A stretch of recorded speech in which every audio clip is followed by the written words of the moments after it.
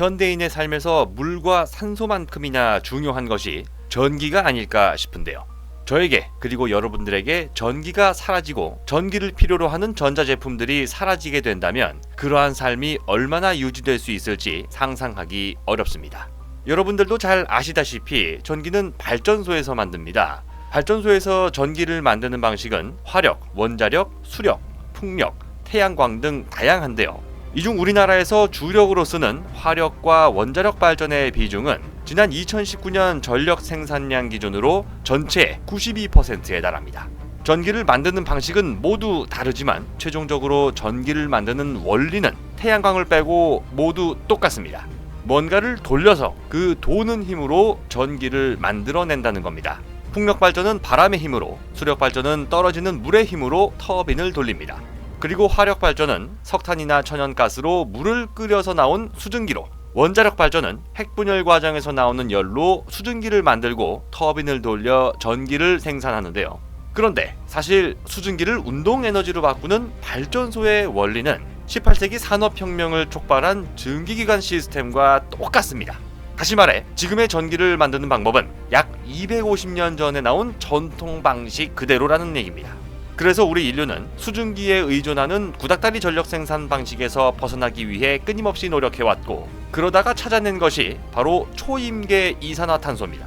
1960년대부터 미국과 일본 등 선진국에서 연구를 시작한 초임계 이산화탄소는 쉽게 말해 액체이면서 기체인 상태, 즉 액체 상태의 높은 밀도와 기체 상태의 낮은 점성을 동시에 가진 특수 물질입니다.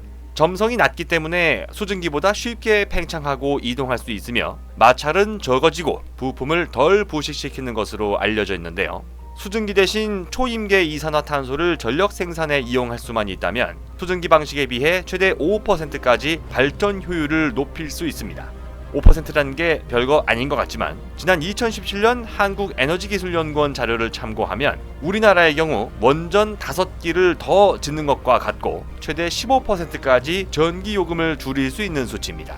하지만 문제는 초임계 이산화탄소가 형성되는 온도와 압력을 만드는 압축기 기술 부족으로 인해 상용화는커녕 이게 되는구나 하는 정도의 실질적인 검증 작업조차 쉽지 않았다는 겁니다.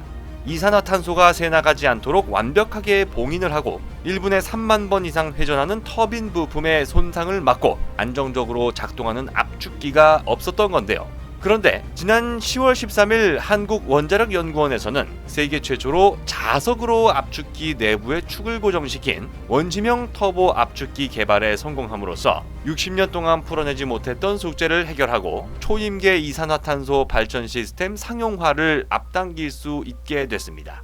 기존에는 압축기 내부 축을 고정시키기 위해서 작은 구슬이나 기름을 채우는 방식이었으나 자석을 사용함으로써 마찰열이 발생되지 않고 윤활유도 필요 없는 것으로 알려졌습니다.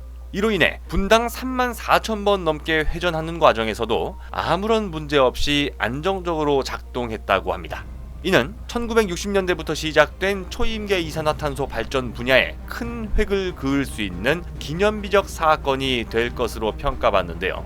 미국 에너지성, 미국 국립재생에너지연구소, 미국 샌디아 국가연구소, 일본 도시바, 그리고 한국원자력연구원, 초임계 이산화탄소 발전 상용화를 위해 달려온 세계 각국의 정부 기관 및 대기업과의 연구개발 경쟁에서 우리가 앞서 나갈 수 있다는 가능성을 다시 한번 확인할 수 있었습니다.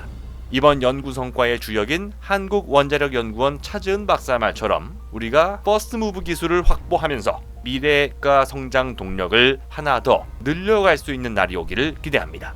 조만간 다른 영상을 통해 또다시 인사드리겠습니다. 궁금한 점에 대한 댓글은 언제든 환영입니다. 좋아요 버튼, 구독하기 버튼도 눌러주시면 진심으로 감사드립니다.